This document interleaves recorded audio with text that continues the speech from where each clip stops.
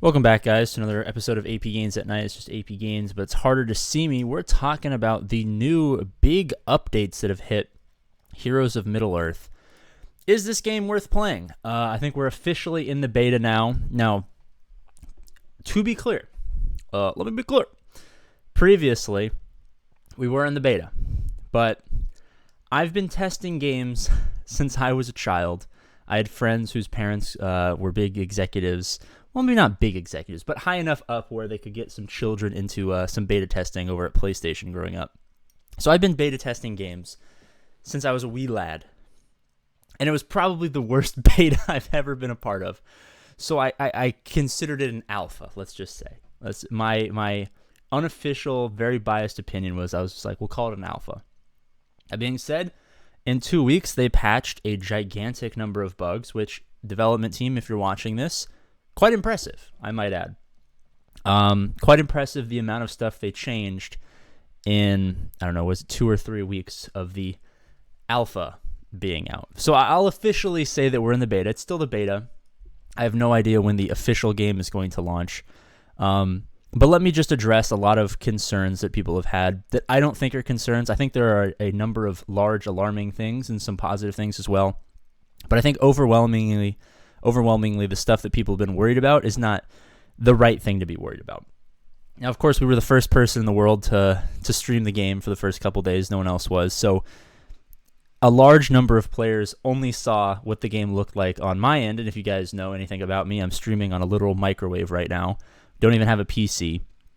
Decade-old gaming laptop. And our BlueStack settings were off, and the graphics look terrible. I don't think the graphics are a problem. I've seen graphics on higher-end stuff. The graphics look fine. The art style, a little childish for a Lord of the Rings game.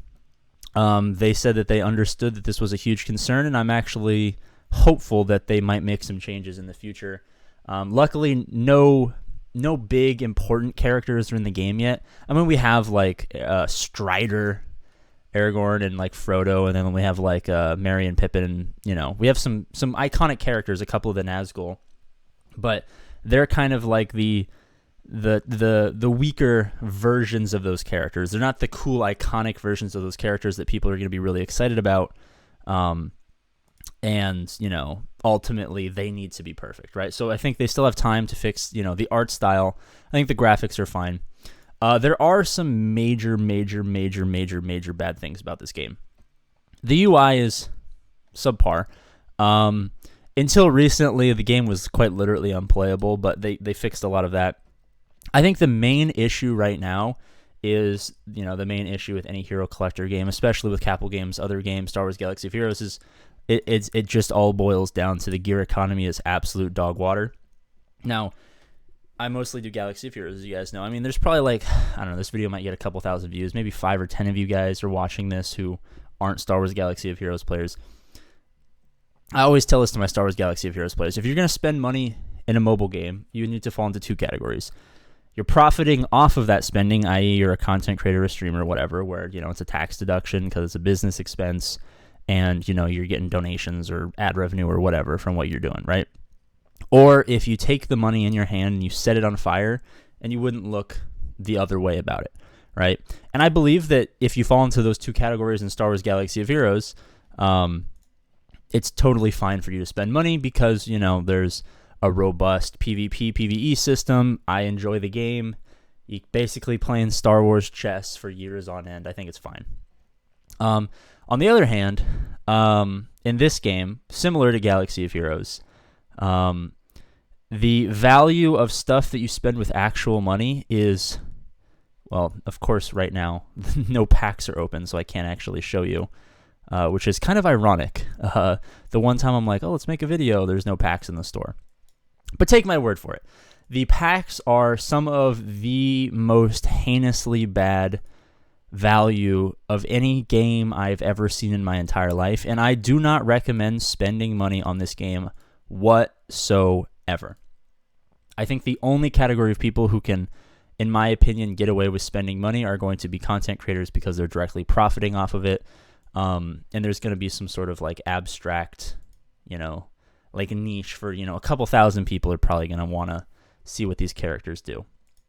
But other than that, by no means spend a single dollar on this game whatsoever. The gear crunch is terrible. There are two pieces of gear that kind of stop you for the most part.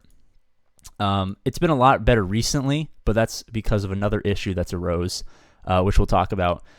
These shadow crystals have a light side version as well for light side characters, but as you guys probably know, the Goblin Squad is the best squad in the game, so most people just kind of farm dark side characters. I just call them Black Rocks because I think it's funnier. These are actually a gigantic crunch since literally every single character requires them to get into the blue gear and up in the blue gears. And until recently, they were a gigantic crunch. And in true Capital Games fashion, they became not so much of a crunch for a very interesting reason. And that reason is another issue that this game has, is that a lot of items, and correct me in the comment section if I'm wrong about this, there are a few items that kind of gate you that you can't really get. Now, these branches you technically can get, as I have one of them. But God forbid you tell me that they're in the game, because they're not in the game right now. Now, I believe they do spawn in the event or quest system, but that is another gigantic issue in its own right. As you see here, there's no events or quests active. The events are in their current iteration. I hope they change, and I think they probably will change because of the overwhelming backlash on the official Capital Games Discord server for this game. But the events might be the single biggest travesty to gaming that I've ever seen in my entire life.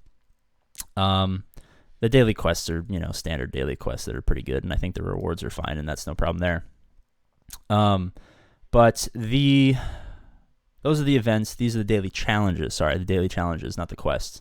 I believe that you can get the sticks in one of the daily challenges at some point, maybe. Now, if you can't, I have no idea how I got that one stick. Okay, apparently you can't. Apparently you can't, and I was wrong. I was giving them the benefit of the doubt because I don't want to be an asshole for no reason. But, yeah. So previously, we were locked because we couldn't get enough Black Rocks, and now we're locked because we can't get any pieces of a gear piece that doesn't actually exist in the game. Now, I believe that this is intentional, of course, and I think this won't be a problem when the game actually launches. I think this is a kind of a intentional thing to slow us down so we can, keep beta testing. Because beta tests, for you guys who haven't done beta tests, I know I act like you guys have all participated in beta tests. The idea of a beta test is not so much that you're having fun exclusive access. I saw a lot of people in the Discord server where they're reporting bugs where they're like, oh, this is a privilege and an honor. Beta testing, in a nutshell, for those of you guys who haven't done it a lot, is effectively just unpaid labor. They have to find these bugs anyway to make a game playable and therefore release it and have people want to pay for it. But it can be expensive to hire, kids like me back when I was, I did it for free. It was, maybe a couple of workers' comp violations or something along there, but I enjoyed it. But basically, it's free labor because it's expensive to hire lots of people to rigorously test the game, and nothing's a better beta test than the open market or the open player base. This is why, especially now, you see a lot more games that are early access games, because it's a lot cheaper to just have the players test the game and save all of the money.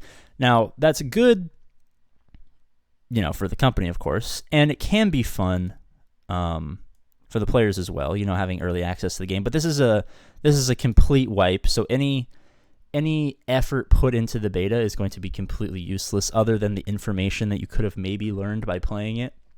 But the game's in such a simple state where I don't think that more than maybe 2 or 3 days of playing this game is really worth your time until the actual release comes out, because the core concepts of this game are not very they're not very complicated. I don't know if complicated is the right word, but the game is very simple. The game is incredibly simple, and I don't think that's a bad thing. I mean, the game's starting out, and Galaxy of Heroes, when it started, was very simple, but I think this game definitely suffers from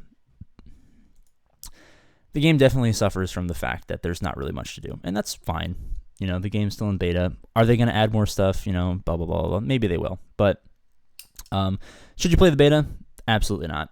Should you play it when it comes out? I think that under the assumption that there will be a GAC For those of you guys who don't know, play Galaxy of Heroes GSE's Grand Arena Championships. It's basically like you use all of your characters in a giant chess match, basically. Is how I could best describe it. If there is a promise from them at some point to add some sort of larger full roster PvP mode where you can use all of your characters, I think it's worth playing when the game officially comes out for the sake of kind of slow farming up characters and gear and stuff like that. So whenever that does come out, you have a leg up. But like I said, I don't think the game exists in a very good state, and it's, not that that's a bad thing. The game's still early in its development, but I definitely think that if you give this game a couple years and come back when it's in a more polished, there's lots more PvE, PvP content, I think it could actually be a good game, similar to how I think, fundamentally speaking, of course there are issues. I think Galaxy of Heroes is a good game. But yeah, so overall, I would say if you're a content creator, I don't think the market's big enough to really get in it. All of the Star Wars Galaxy of Heroes content creators have effectively said they might play it on the side, but they're not really going to cover it until years in the future if it happens to randomly blow up because it's a Lord of the Rings IP or something like that.